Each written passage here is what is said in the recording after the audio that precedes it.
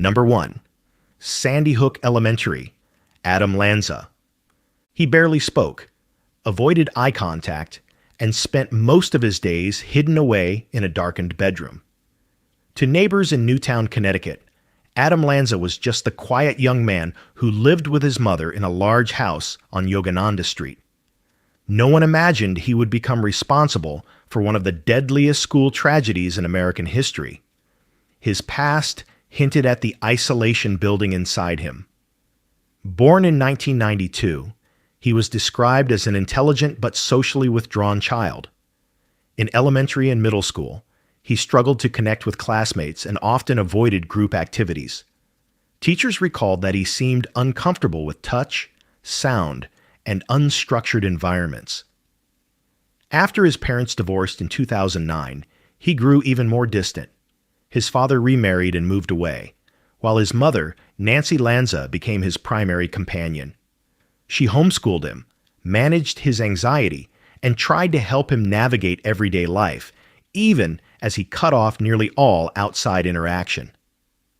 By his late teens, he had no job, no college attendance, and no friends visiting the house. His world had shrunk to online forums, violent media, and his mother's gun collection.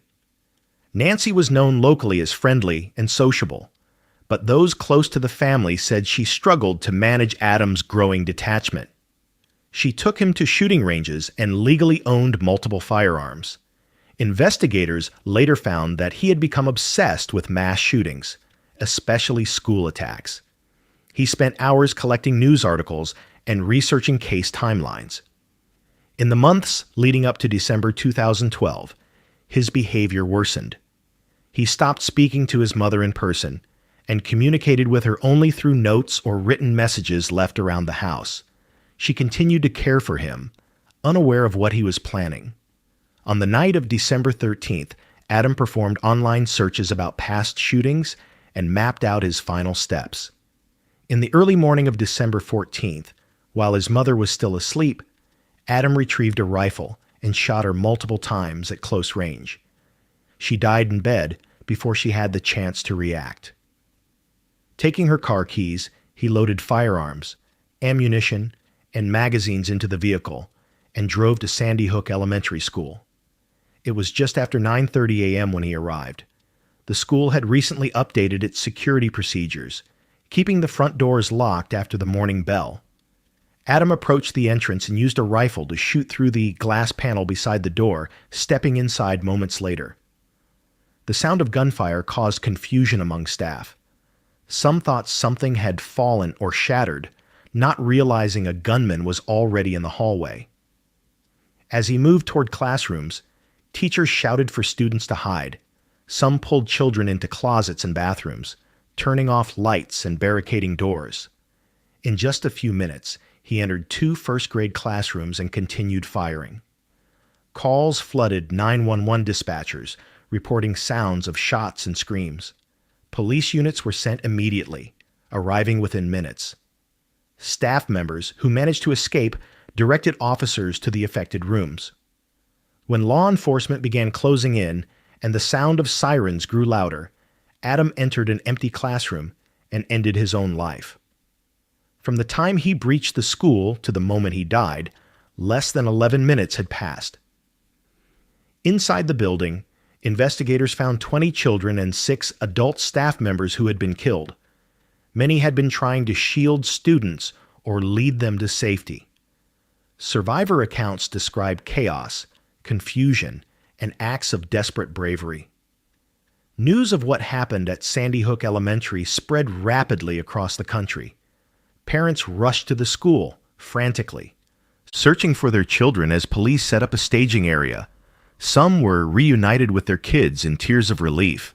Others waited in growing dread as authorities confirmed the number of victims. The scene shocked the nation, leading to international headlines and an outpouring of grief. Vigils were held across multiple states, and the names and photographs of the victims were shared widely. Investigators searched the Lanza home and recovered computers, hard drives, and journals. They discovered Adam had studied previous shooting cases in detail and kept a timeline of incidents.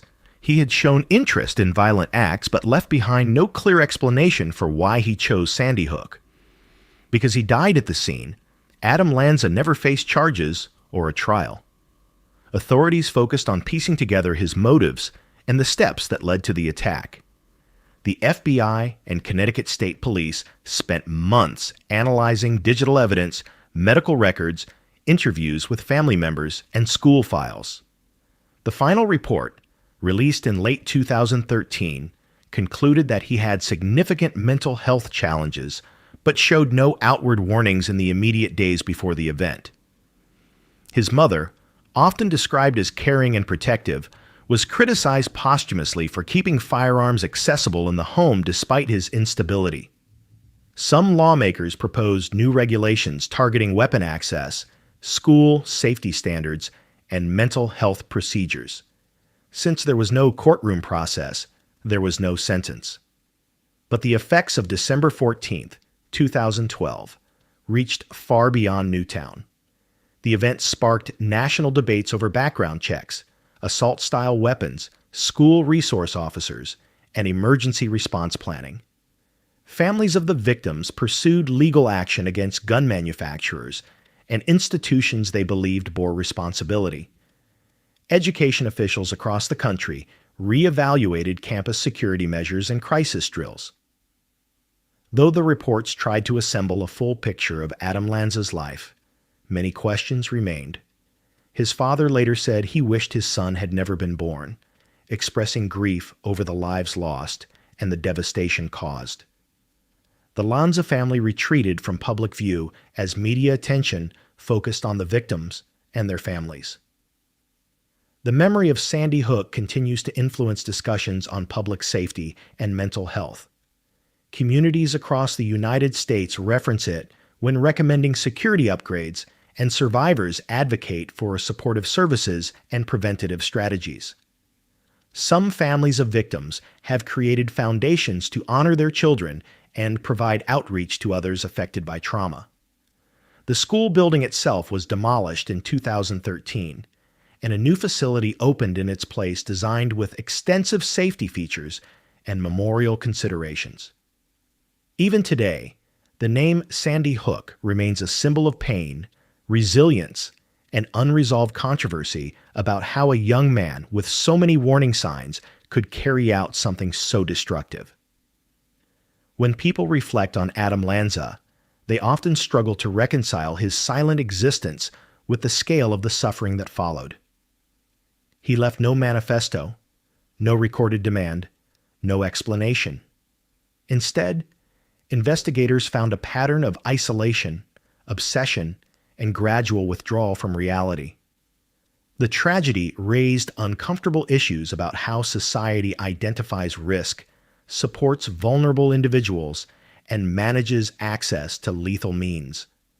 The devastation in Newtown forced uncomfortable truths into public conversation, sparking policy shifts and deep mourning. And yet, with all the analysis, there is no simple answer for why it happened in that quiet Connecticut town, or why the signs remained unaddressed until it was too late. Number 2. Robb Elementary School. Salvador Ramos. He spent most of his time alone, drifting between online chats and silent hours in his bedroom, unnoticed by nearly everyone around him. Salvador Ramos was a teenager living in Uvalde, Texas, whose quiet exterior hid growing anger and detachment. Born in 2004, he had a turbulent home life marked by strained family relationships and frequent arguments.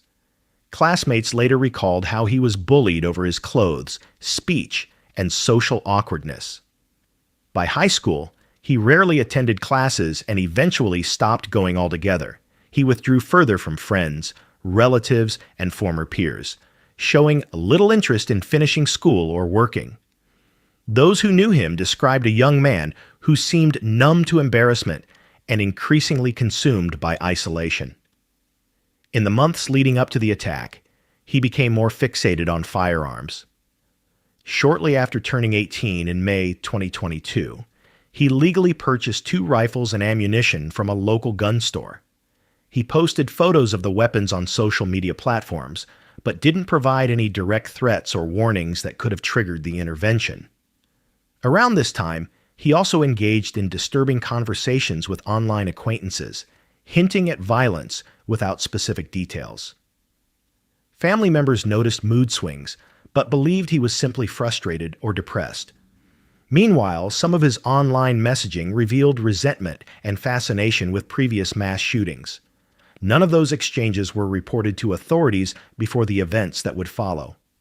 On the morning of May 24, 2022, he argued with his grandmother, with whom he lived. The argument escalated beyond anything she expected. He retrieved one of the rifles and shot her inside the home. Though critically wounded, she managed to call for help and later survived. Salvador took her truck and drove toward Robb Elementary School, located just a few minutes away. As he approached, he crashed the vehicle into a ditch near the campus. Witnesses saw him exit the truck armed and dressed in dark clothing. He fired shots at bystanders outside before heading toward the school building. The time was just before 11:30 a.m. Robb Elementary had a security protocol that involved locked doors and emergency procedures, but one of the doors he approached did not lock properly when shut. He entered through that entrance and stepped into a hallway. Once inside, gunfire echoed through the corridors, sending teachers and students scrambling for cover. Some classrooms managed to lock their doors quickly, forcing him to focus on nearby rooms. He entered adjoining classrooms that shared a connecting door and began shooting, leaving students and teachers trapped with no immediate escape. Calls began flooding emergency dispatch, reporting shots fired and children in danger.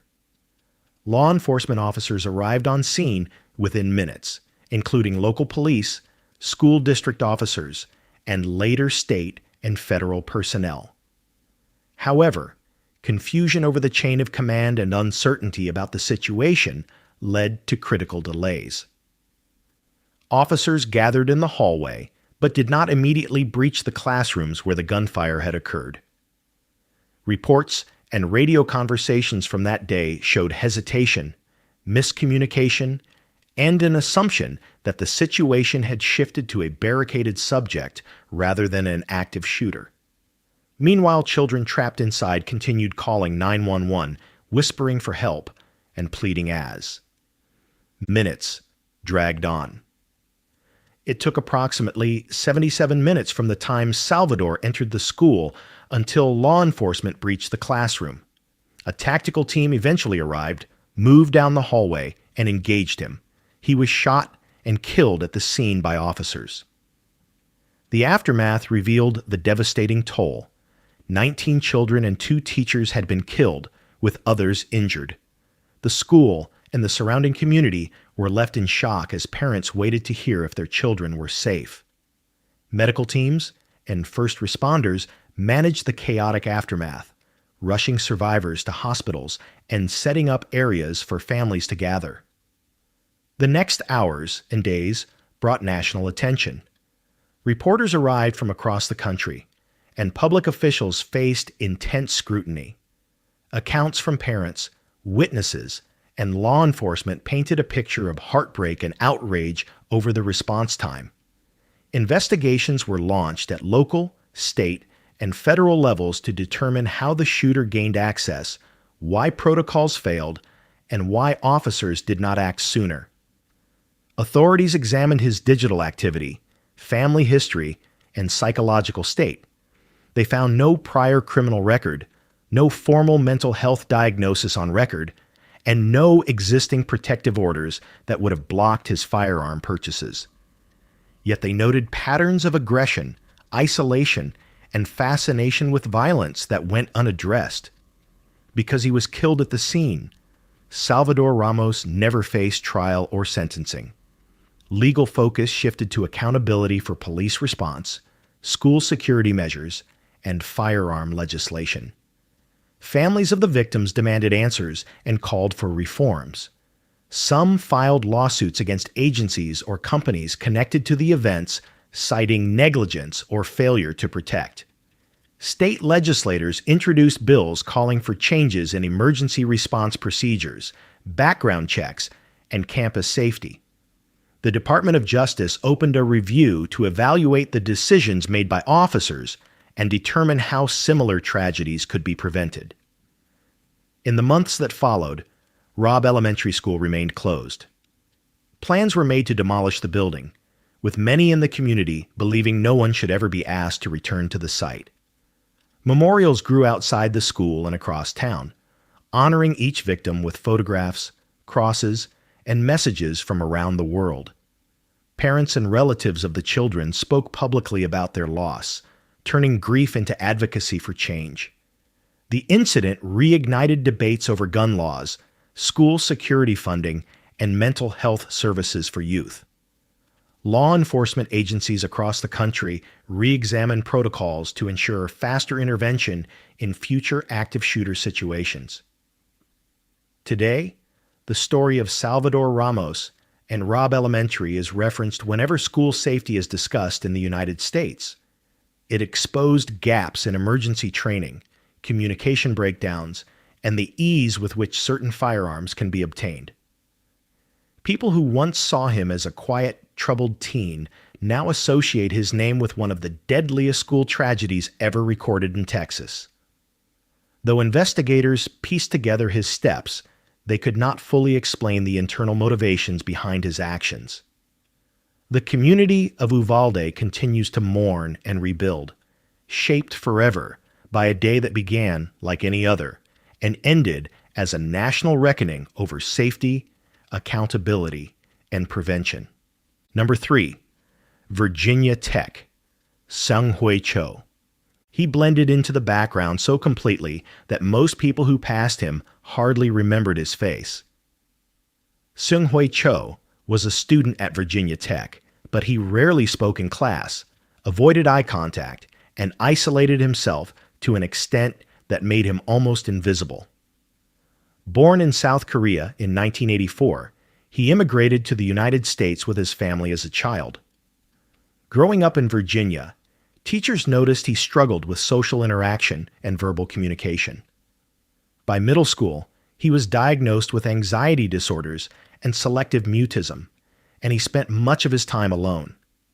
Despite those challenges, he made it to college and enrolled as an English major.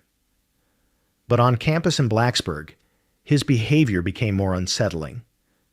Students recalled his silence, refusal to participate, and disturbing pieces of writing that focused on violence and resentment. Some professors and classmates reported their concerns, but no decisive intervention followed. During his time at Virginia Tech, Cho lived in a dormitory and attended classes, but made little connection with anyone. His demeanor set him apart, quiet, detached, and unresponsive to attempts at conversation. In 2005, he was declared mentally ill by a special justice after a psychiatric evaluation, but he was not committed for inpatient treatment. Instead, he was released and told to pursue outpatient care. The lack of follow-up and gaps in communication between departments left his status unclear. Over the next 2 years, his anger and obsession with past gunmen intensified. He wrote violent-themed plays and recorded videos expressing contempt for society and the people he believed had wronged him.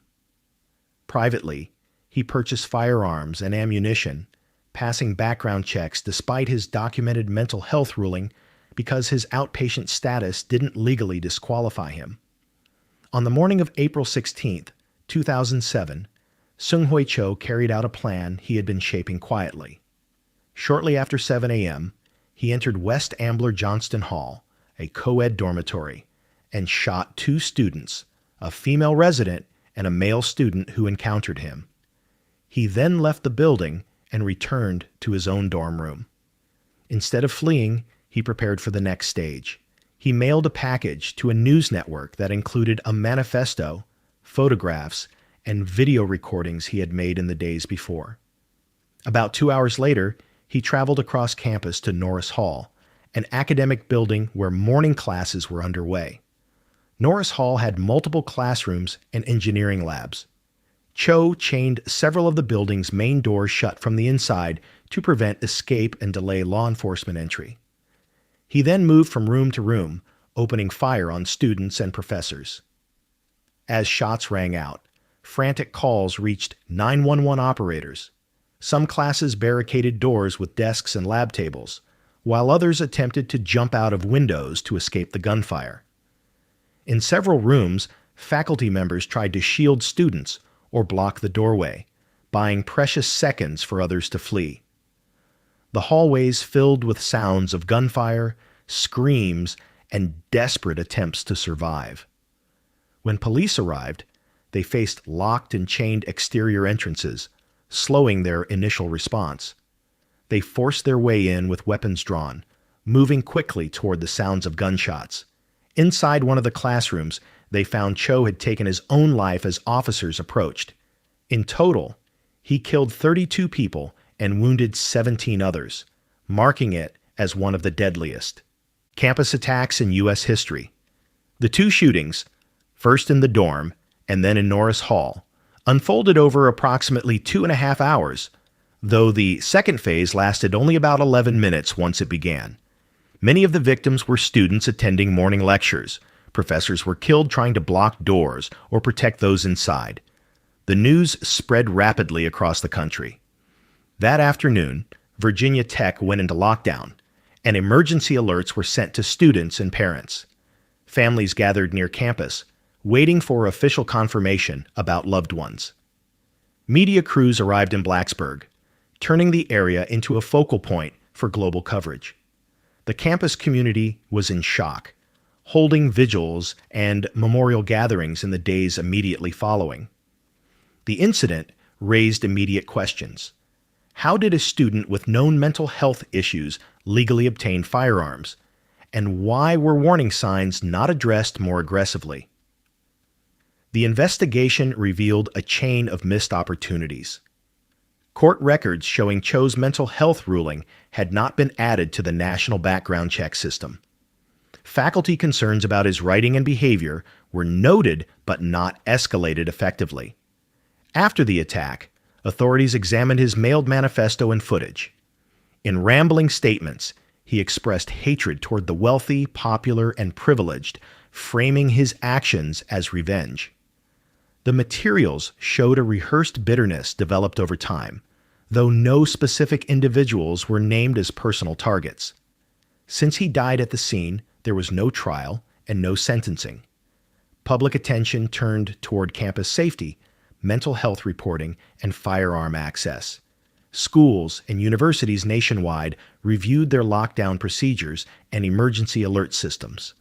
Some states strengthened background check laws to ensure mental health adjudications were reported to national databases.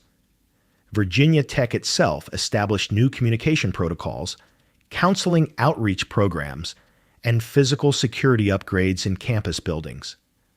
Families of the victims honored lost loved ones through foundations, scholarships, and memorial events aimed at promoting prevention and support for at-risk students. Norris Hall underwent significant renovations, and some areas were closed off permanently. Plaques and memorials across campus list the names of those who were killed. The annual remembrance events bring together students, alumni, and community members who refuse to let the significance of that day fade. Survivors have shared their stories over the years, describing small decisions that saved their lives and moments of courage amid panic. The memory of what happened there continues to influence training for first responders, counseling services, and law enforcement coordination. In the end, Seung-Hui Cho left behind no courtroom testimony, no cross-examination, and no opportunity for a sentence. The tragedy forced a national conversation about mental health gaps, campus safety, and the responsibility of institutions to act on early signs of danger. Even now, his case is referenced in discussions about privacy laws, background checks, and threat assessment programs. His name remains tied to the lives he cut short and the questions his actions left behind. The effect of that morning at Virginia Tech endures, not just in policy and procedure, but in the stories told by those who lived through it and the memories held by those who lost someone they loved. Number 4, Columbine High School. Eric Harris and Dylan Klebold.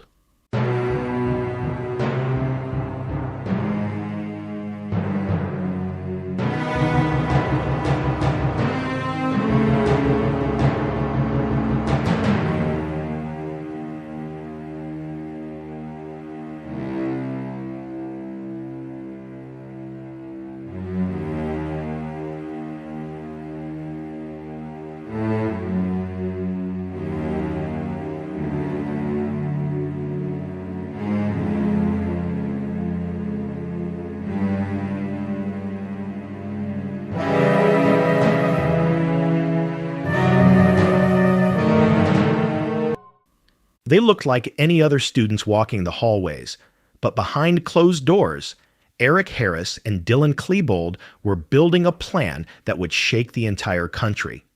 Both were seniors at Columbine High School in Littleton, Colorado. On the surface, they were known as quiet outcasts, not particularly popular, but not entirely unnoticed. Eric had a history of trouble with anger and control, while Dylan struggled with depression and a growing sense of detachment. In 1998, the two were arrested for breaking into a van and were ordered to attend a juvenile diversion program. They completed it and appeared to move on, but privately, their resentment festered. Throughout their final year of high school, their behavior showed subtle signs of escalating hostility. They recorded videos together, venting about classmates and society. They wrote journals filled with anger, revenge fantasies, and admiration for previous attackers. They also documented the early stages of what would become a calculated plan for mass violence. They began acquiring firearms through private sellers and friends, avoiding background checks that would have flagged their age. They also gathered materials to create homemade explosives. Their goal wasn't limited to shooting. They intended to surpass any previous incident in scale and impact. On the morning of April the 20th, 1999, they arrived at Columbine wearing long coats to conceal their weapons. They carried shotguns, a carbine rifle, and a Tech 9-style pistol. They placed duffel bags containing propane bombs in the school cafeteria, timed to detonate during the busiest lunch period. When the bombs failed to go off, they moved to their backup plan. At approximately 11:19 a.m., they began shooting outside near the west entrance, targeting students who were eating and talking outdoors. Panicked calls flooded emergency lines, and the school went into lockdown as teachers shouted for students to take cover.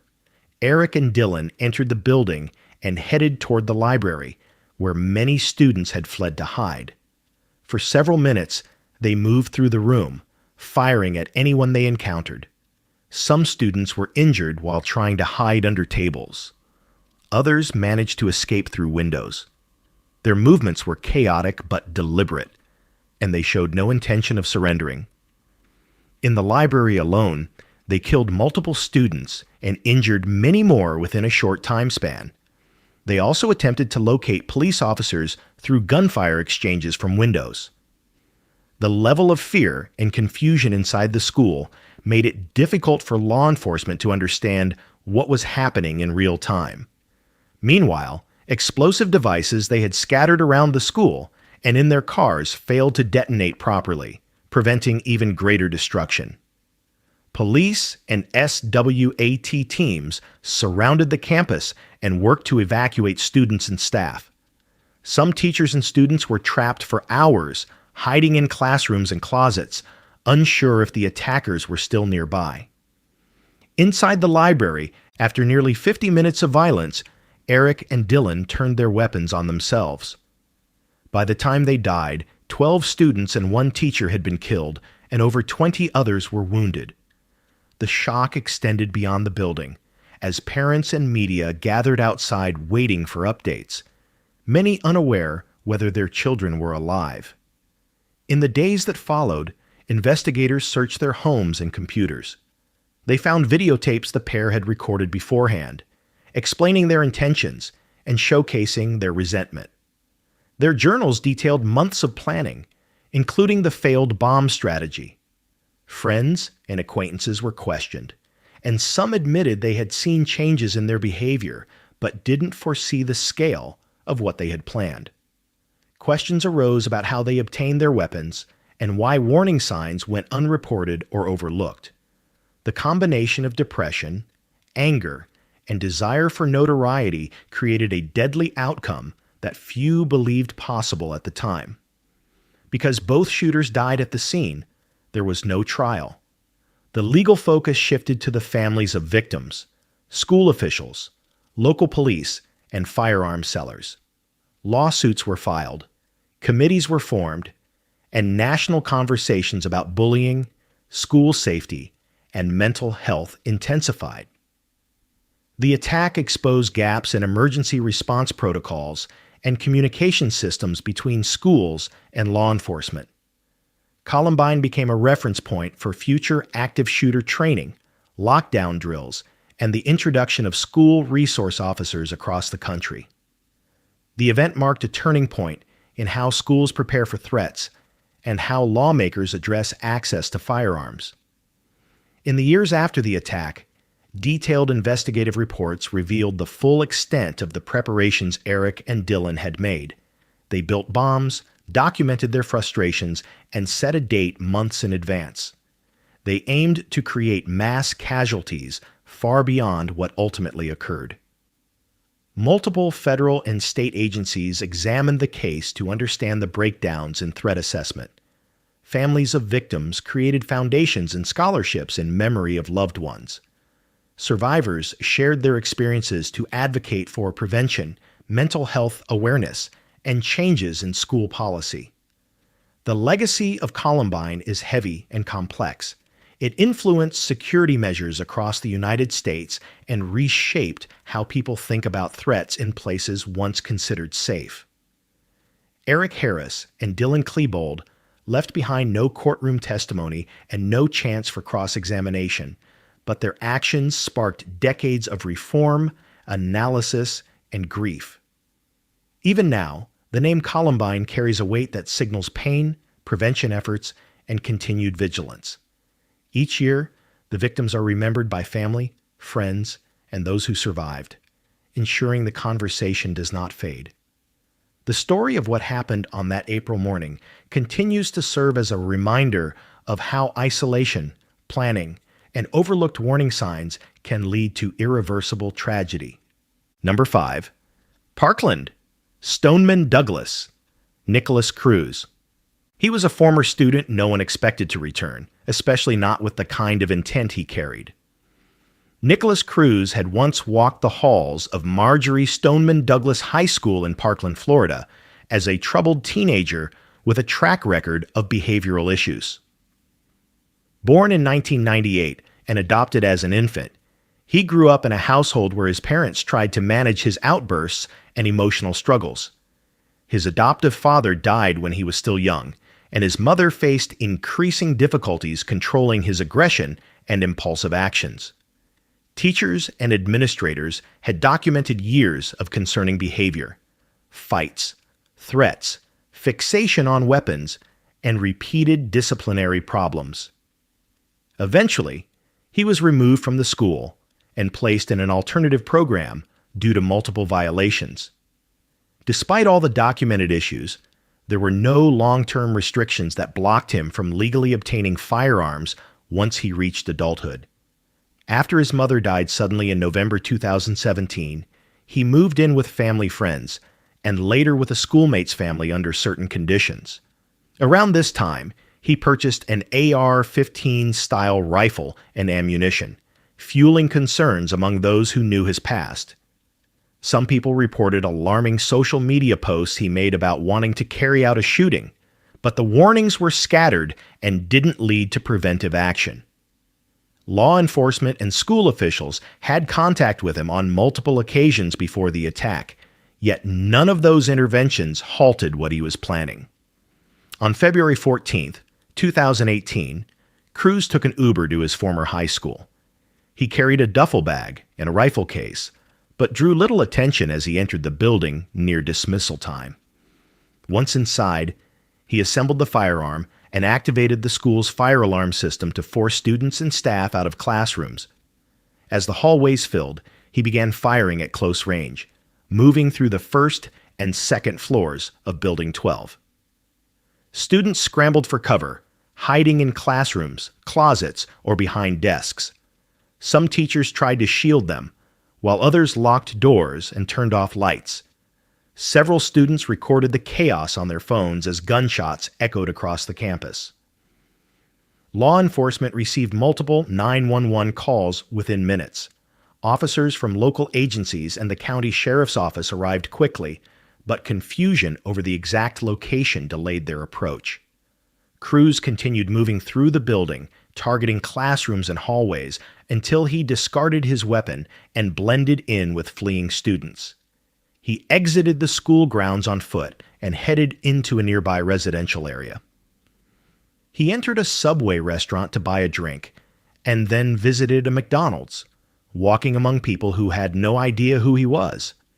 It took about an hour for officers to locate and arrest him without resistance.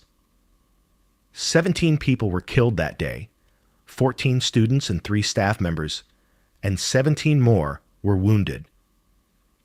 The scale of the violence stunned the nation, particularly because the attack occurred in broad daylight at a large suburban school with recent security updates. In the hours after his arrest, Nicholas Cruz confessed to carrying out the shooting. Investigators found online messages, videos, and journal entries showing his interest in previous mass shootings and his desire to cause large-scale harm. He spoke of wanting to inspire fear and draw attention to himself. The legal process was lengthy and highly publicized. Prosecutors announced they would seek the death penalty, citing the number of victims and the premeditated nature of the attack. His defense team argued that he had a history of emotional and developmental challenges, behavioral disorders, and a lack of consistent treatment. In 2021, Cruz changed his plea to guilty on all counts: 17 charges of killing and 17 charges of attempted killing. The case then moved into a penalty phase to determine whether he would face death or life in prison without parole. The proceedings involved emotional testimony from survivors, teachers, and family members of victims. Prosecutors presented evidence of planning, statements he made beforehand, and the extent of the casualties. The defense focused on his upbringing, mental health issues, and his mother's death, claiming he was a broken individual long before the attack.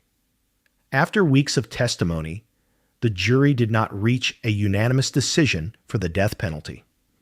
As a result, the judge sentenced him to life in prison without the possibility of parole in late 2022. Many families expressed anger and disappointment at the outcome, believing the severity of the crime warranted capital punishment. Nicholas Cruz is now held in a maximum security facility, spending his life behind bars. The impact of his actions, however, extended far beyond his sentence. Students who survived the shooting became vocal advocates for change, leading national protests and campaigns to reform firearm laws and emergency protocols in schools. The event led to investigations into law enforcement responses, school security policies, and mental health services. Florida legislators passed new measures, including a red flag law, allowing the temporary removal of firearms from individuals deemed a threat. The name Parkland became synonymous with activism, grief, and calls for accountability. The families of the victims continued to push for reforms, meeting with lawmakers and sharing their stories publicly. Marjorie Stoneman, Douglas High School increased security and counseling resources, and the building where the shooting took place was slated for demolition. The emotional scars left by that day remain with those who were inside the school and the broader community that witnessed the aftermath. Nicholas Cruz's path from troubled student to convicted mass killer exposed deep failures in prevention, reporting, and support systems. His actions sparked a national reckoning over safety in schools, the responsibilities of institutions, and the warning signs that too often go overlooked. Today, people remember not just the violence he committed, but the voices of the survivors and families who turned their pain into a force for change. Number 6. Aurora Theater. James Holmes. He walked into the midnight premiere like any other moviegoer, but what he carried with him would turn a night of entertainment into one of the darkest tragedies in modern U.S. history.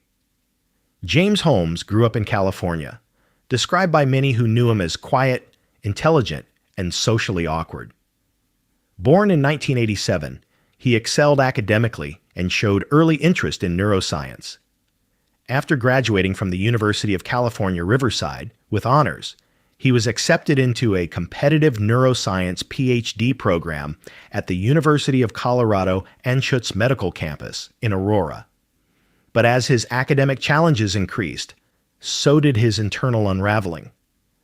Classmates and faculty began noticing changes. He grew withdrawn, stopped participating in group projects, and struggled to keep up with coursework. By the spring of 2012, his grades had slipped and he failed an important oral exam, leading him to drop out of the program. Behind the scenes, Holmes was battling significant mental health problems. In March 2012, he began seeing a campus psychiatrist and spoke briefly about violent thoughts and fantasies. The psychiatrist shared concerns with the university's threat assessment team, but because he was withdrawing from school and hadn't made direct threats, no further action was taken. Around the same time, he legally purchased multiple firearms from local gun stores, a shotgun, a semi-automatic rifle, and a handgun, along with thousands of rounds of ammunition online. He also ordered tactical gear, including a helmet, vest, and gas mask. Neighbors saw boxes being delivered to his apartment, but had no idea of his intentions. While preparing for the attack, he booby-trapped his apartment with homemade explosives and tripwires designed to detonate if someone opened the door. On July 19, 2012, he mailed a notebook to his former psychiatrist containing violent writings, but it wasn't opened until after everything unfolded. The next night, July 20th, he drove to the Century 16 movie theater in Aurora, where hundreds of people had gathered for the midnight premiere of The Dark Knight Rises. He bought a ticket, entered the auditorium, and sat in the front row for a few minutes before leaving through an emergency exit he propped open.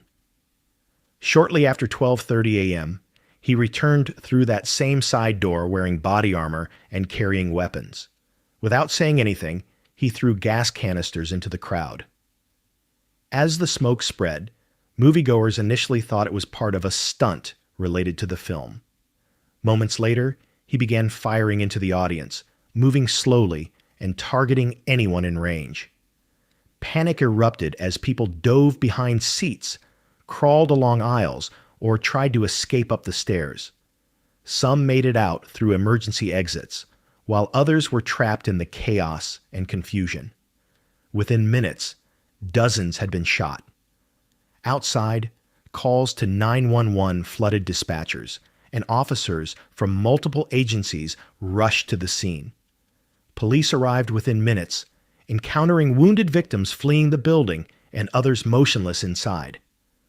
In the parking lot, James Holmes was found standing near his car. He offered no resistance when officers approached, and he identified himself immediately.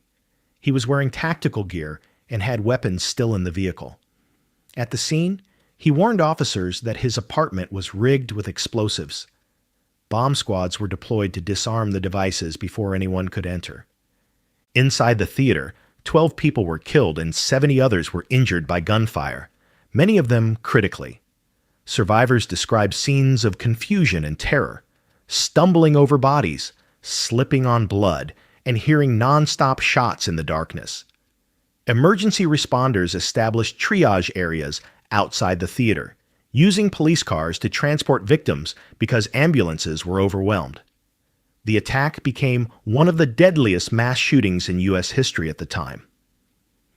News coverage spread nationwide by sunrise, and the names of victims and survivors began to surface throughout the day. James Holmes was taken into custody and later charged with 166 counts, including killing and attempted killing. His legal team pursued an insanity defense, arguing that his mental illness distorted his perception of reality and his ability to control his actions. Prosecutors countered that the level of planning demonstrated he knew exactly what he was doing. They pointed to the firearms purchases, the booby-trapped apartment, and the timing of the attack as evidence of intent. Survivors and family members of the victims packed court hearings over the following months, many urging the harshest possible sentence. During the trial, testimony from psychiatrists was central. 2 court-appointed experts examined Holmes and concluded he was mentally ill but not legally insane by the standards required to avoid criminal responsibility. The prosecution described the attack step by step, showing evidence of his preparations and the devastating impact on the victims.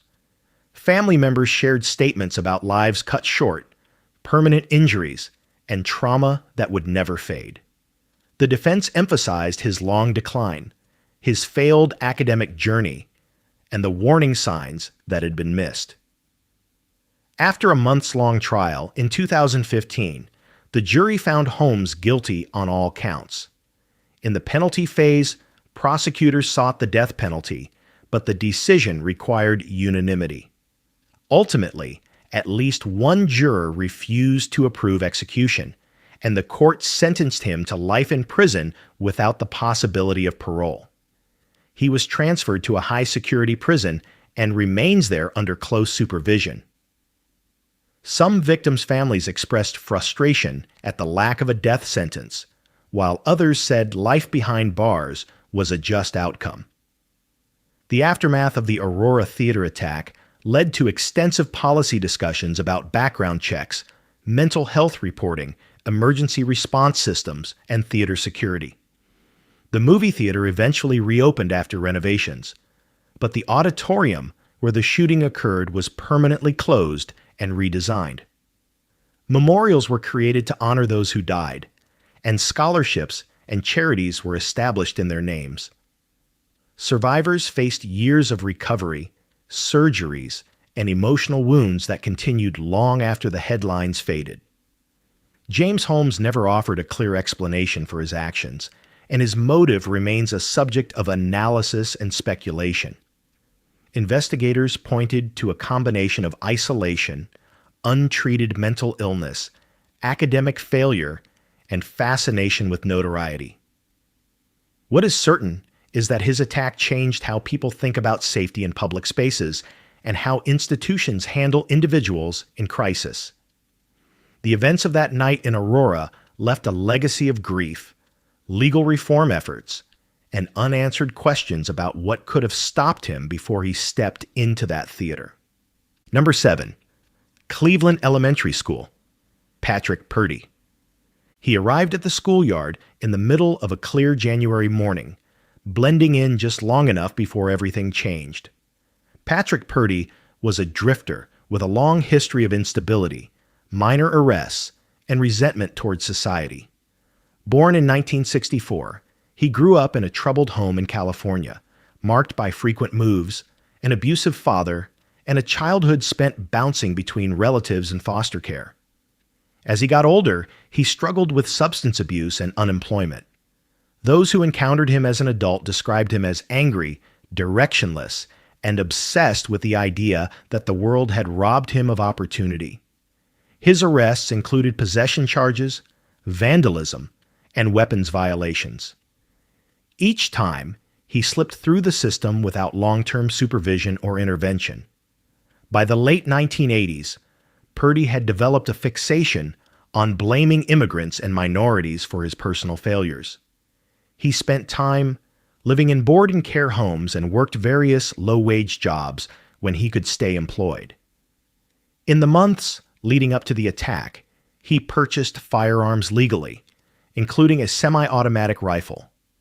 Despite his criminal history and documented mental decline, background check systems at the time were limited and failed to stop the sale. He also modified the weapon to make it even more dangerous. People who saw him said he often muttered to himself and seemed increasingly detached from reality. On January 17, 1989, Patrick Purdy drove to Cleveland Elementary School in Stockton, California. The school served a large population of Cambodian and Vietnamese refugee children who had fled war and resettled in the area with their families. Purdy parked his car behind the building and set it on fire using a gasoline-filled container, possibly to create confusion or block escape routes. He then walked onto the school playground, carrying a semi-automatic rifle and extra ammunition. Without warning, he opened fire on a crowd of young students who were outside for their morning break. Witnesses later said he appeared deliberate and emotionless, aiming directly into the group while children screamed and tried to run. Teachers and staff rushed to pull students inside classrooms.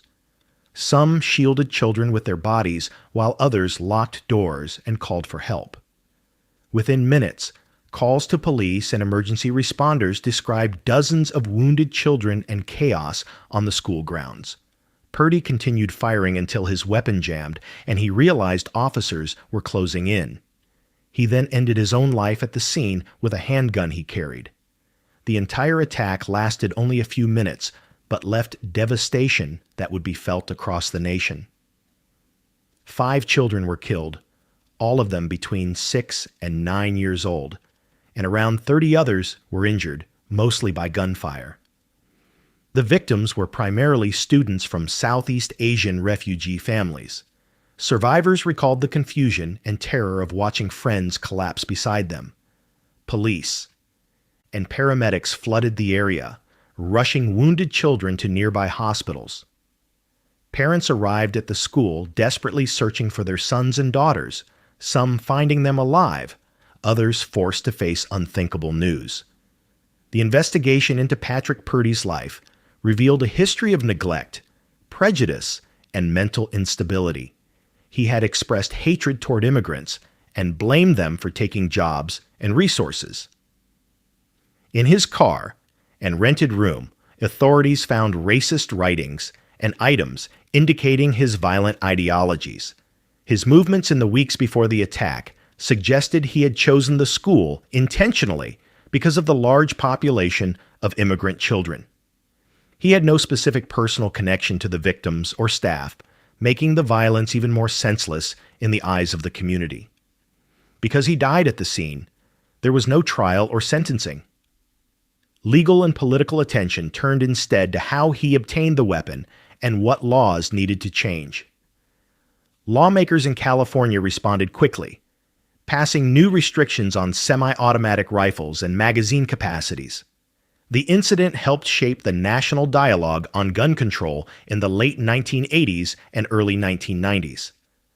Advocacy groups and families of victims pushed for stricter background checks and mental health evaluations for firearm purchases. The federal government later used the attack as a case study when drafting broader legislation. Cleveland Elementary School struggled to move forward in the aftermath. Counseling services were provided to students and staff, many of whom suffered from long-term trauma. The playground where the attack occurred was renovated, and memorials were created to honor the children who were killed. Community members came together to support the families, many of whom had already endured war and displacement only to face tragedy in what was supposed to be a place of safety. In the years that followed, the Stockton shooting was referenced frequently whenever school safety was discussed in America. It demonstrated how quickly a single individual with a powerful weapon could shatter a community. Experts and lawmakers began advocating for threat assessment programs, firearm restrictions, and better intervention for individuals with violent ideation. While later tragedies would overshadow its name, the Cleveland Elementary attack marked a turning point in how schools and law enforcement prepared for mass shootings. Patrick Purdy left behind no courtroom testimony and no chance for cross-examination.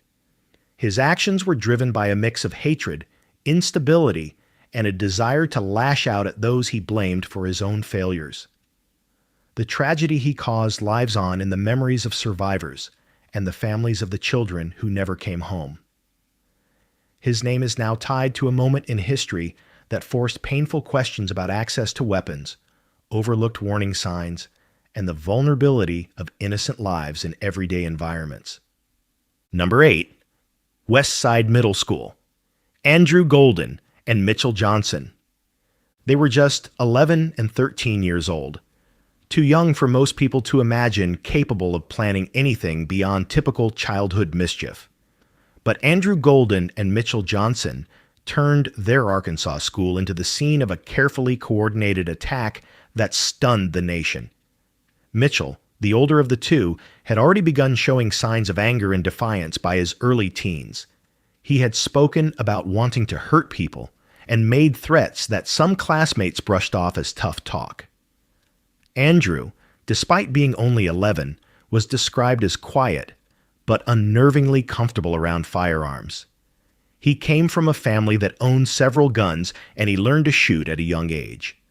Together, they formed a bond fueled by resentment and curiosity about violence. In the months before the attack, they talked about carrying out something that would make people remember them. They began stealing weapons from Andrew's grandfather, including rifles, handguns, and ammunition. They also took camping gear and supplies, showing they were thinking beyond the act itself. Friends recalled them bragging that something big was coming, but no one believed two boys that young would act on such words. There were warning signs at school, arguments, threats, and troubling comments, but their ages made it difficult for anyone to take the threats seriously. On March 24th, 1998, the boys followed through. That morning, they loaded the stolen weapons and supplies into Mitchell's mother's van and drove to West Side Middle School in Jonesboro, Arkansas. Once there, Andrew went inside the school and pulled the fire alarm. As students and teachers began evacuating, thinking it was a normal drill, the two positioned themselves in a wooded area overlooking the schoolyard. From that vantage point, they opened fire as their classmates and teachers filed outside in lines. The attack lasted only minutes, but it felt far longer to those trying to escape the gunfire. Panic erupted as children ran in every direction, searching for cover with no idea where the shots were coming from. Teachers tried to shield students or lead them back into the building. Emergency calls went out immediately, but by the time officers arrived, the shooting had stopped. The boys had dropped their weapons and attempted to flee on foot, but police captured them nearby. Investigators were stunned to see the ages of the suspects. The scale of the violence made it difficult to reconcile the shooters with the children standing in handcuffs. 5 people were killed, 4 students and 1 teacher, and 10 others were injured. The victims were caught in the confusion of the evacuation, unaware they were walking into an ambush. In the aftermath, the small town of Jonesboro was left in shock. Families gathered at hospitals and reunification centers, hoping their children were safe. The crime scene stretched from the schoolyard to the wooded area where the boys had lain in wait. Authorities recovered multiple weapons, ammunition, and bags packed with food and clothing, indicating they had planned to escape and survive on the run after the attack. Because of their ages, the legal system faced limits in how they could be prosecuted. At the time, Arkansas law did not allow minors as young as Mitchell and Andrew to be tried as adults for killing. Both were charged as juveniles, and the maximum sentence they could receive was confinement until age 21. They were found guilty of killing and injuring their classmates and teacher, and they were sent to separate juvenile detention facilities. Their seemingly short sentences outraged many in the community and across the country, sparking debate about laws for juvenile offenders who commit mass violence. Some lawmakers pushed to change sentencing rules so young perpetrators of serious crimes could be held longer. As their release dates approached, concern grew about what would happen once they were free. Mitchell Johnson was released in 2005 at age 21, and Andrew Golden followed 2 years later when he reached the same age. Neither could be monitored in the same way adult felons would have been, and their juvenile records were sealed. Years later, Johnson would face new legal trouble for firearm possession and drug charges, showing that his violence at 13 had not been a one-time act. Golden lived quietly under a different name until his death in a car crash in 2019. The West Side Middle School shooting became one of the earliest and most shocking examples of youth-led mass violence in the United States. It forced changes in juvenile justice laws across multiple states and encouraged schools to rethink lockdown procedures and alarm responses. The fire alarm strategy showed a calculated understanding of how the school functioned during emergencies, and educational institutions nationwide took notice. For the families of the victims, the scars never faded. Memorials were built to honor those who were taken, and survivors spoke about the long-term impact, nightmares, anxiety, and the loss of a sense of safety in what should have been an ordinary school day. The event also helped shape future discussions about access to firearms in homes with children. Andrew had easy access to his family's guns, and Mitchell had no trouble helping transport them. Their youth did not stop them from planning, stealing, and executing their attack with precision rare for their ages. Even decades later, the case stands out for its combination of youth, planning, and lethality. The story of Andrew Golden and Mitchell Johnson is a reminder that danger can come from places most people never consider. Their actions changed laws, reshaped safety protocols, and left a legacy of grief that still echoes through the community they targeted. Number 9. Pulse nightclub. Omar Mateen. He walked in just after last call, blending with the late-night crowd before revealing the purpose that brought him there. Omar Mateen was born in New York in 1986 to Afghan immigrant parents and raised in Florida. As a child, he was described as temperamental and easily provoked. Teachers noticed aggressive behavior early on, and classmates recalled him lashing out or making disturbing comments. As he grew older, the anger never quite faded. He briefly attended a community college criminal justice program, but never finished. He worked as a security guard for years, moving from one post to another with complaints from coworkers about hostility, prejudice, and erratic behavior. Mateen married twice, and both relationships reflected turbulence. His first wife later said he was controlling and abusive, prone to sudden fits of rage. After their divorce, he remarried and maintained a distant but seemingly stable life with his second wife, who would later claim she saw warning signs but didn't know how to intervene. Over time, he began showing interest in extremist ideologies, browsing violent content online, and voicing admiration for attackers overseas.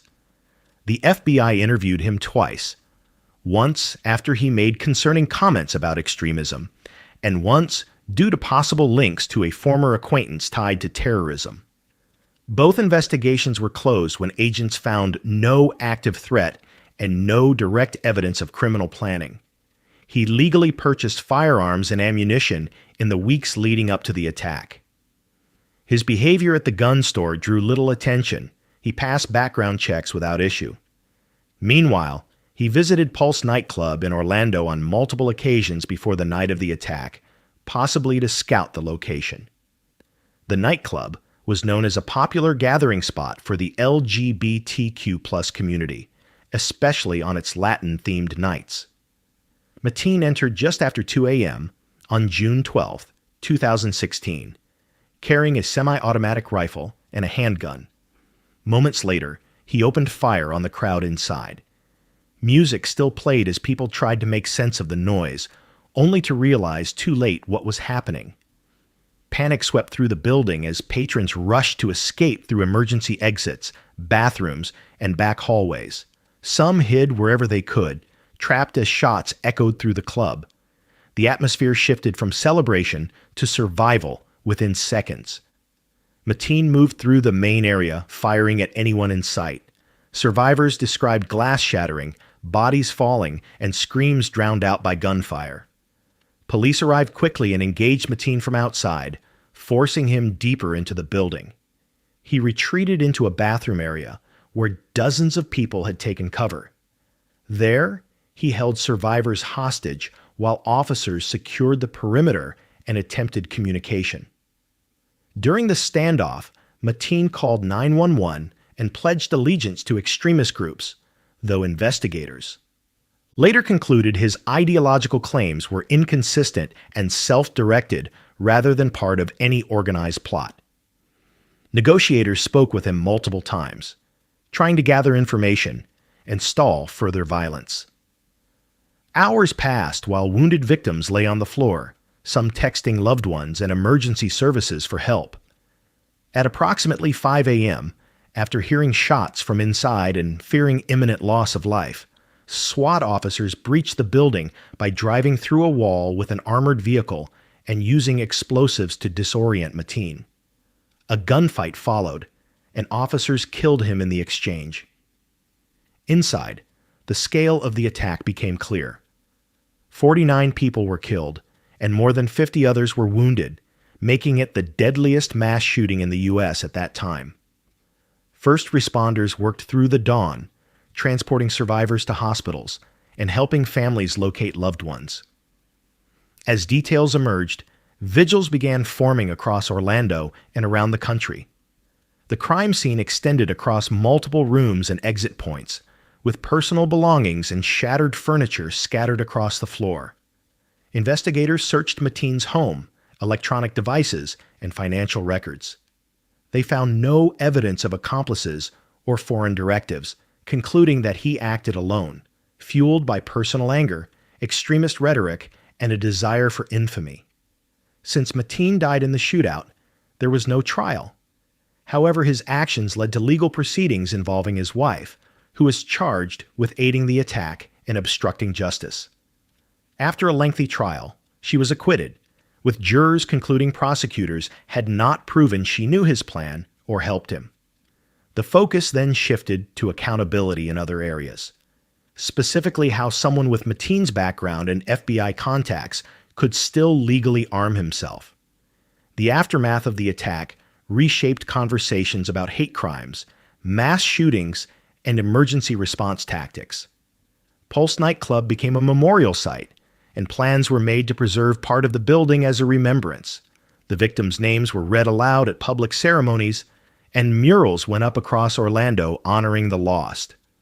Advocacy groups called for stronger gun legislation, better tracking of domestic threats, and increased support for affected communities. Investigators determined that Mateen's motivations were layered: personal humiliation, ideological fixation, and frustration he carried silently for years. His actions left behind grieving families, wounded survivors, and a city forced to confront the consequences of overlooked warning signs. The Pulse nightclub shooting became a symbol of resilience and remembrance, with annual observances held to honor the victims. Even now, the attack is referenced in discussions about prevention, law enforcement coordination, and the deadly impact a single individual can have in minutes. Number 10. Oikos University. 1L Go. He arrived on campus carrying the weight of resentment that had been building for years. 1L Go, a former nursing student at Oikos University in Oakland, California, once came to the small private school hoping to restart his life. Born in South Korea in 1968, he immigrated to the United States as an adult and spent years moving between jobs and struggling to find stability. He enlisted in the military at one point, but received an administrative discharge.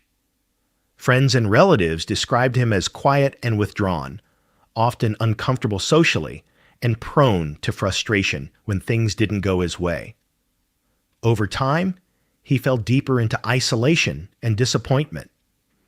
In 2011, Go enrolled at Oikos University, a Christian vocational college offering programs in nursing and ministry.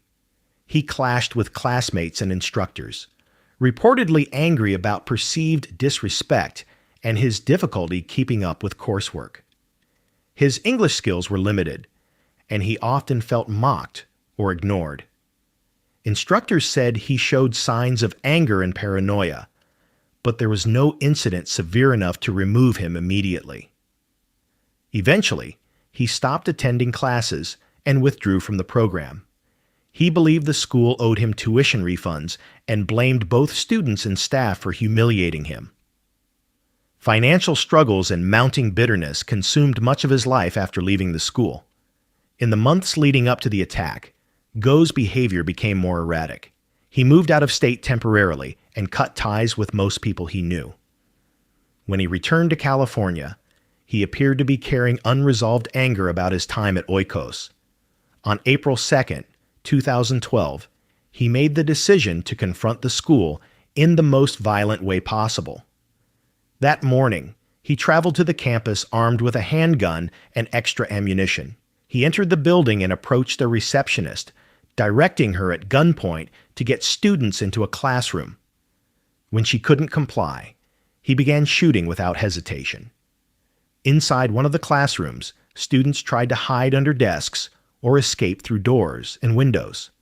Go moved from person to person, targeting individuals at close range.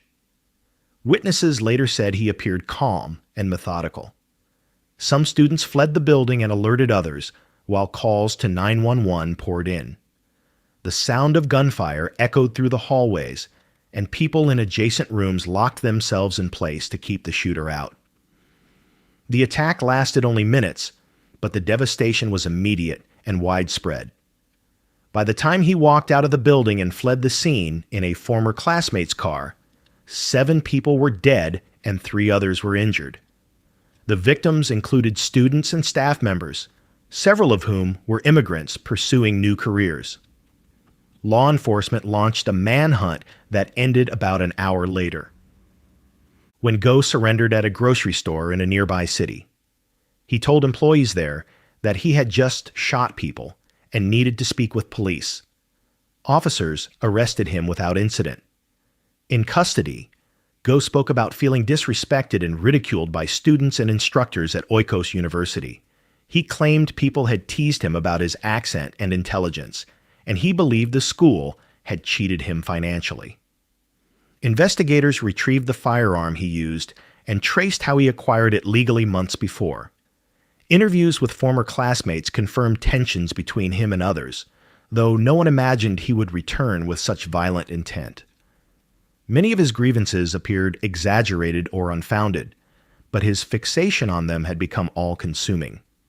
Go was charged with 7 counts of killing and 3 counts of attempted killing. His legal proceedings were shaped by questions about his competency to stand trial. Psychiatrists evaluated him multiple times, citing symptoms of schizophrenia and paranoia. For months, court hearings were delayed as judges reviewed his mental state and capacity to understand the charges.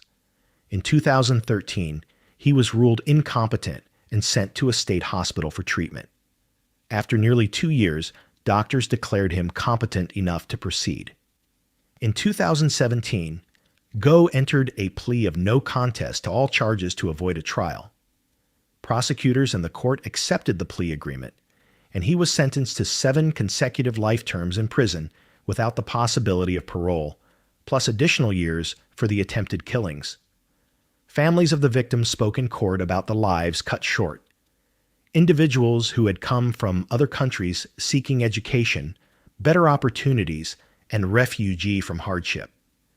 Some relatives expressed relief that he would never be released, while others said no sentence could balance the loss they suffered. Oikos University never fully returned to its previous operation. Enrollment dropped sharply, and many students transferred or left the area altogether. The building where the shooting took place was eventually closed, and efforts were made to remember the victims through memorial services and plaques. The attack brought national attention to issues of campus safety, mental health, and the vulnerabilities of small schools not equipped to handle security threats. One Elgo now lives out his life in prison, largely removed from the world he once blamed for his failures.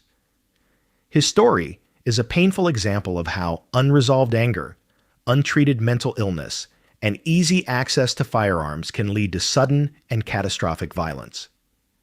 The Oikos University shooting remains one of the deadliest attacks on a school in California's history, and a reminder that danger can come from those who once walked the same hallways without drawing notice.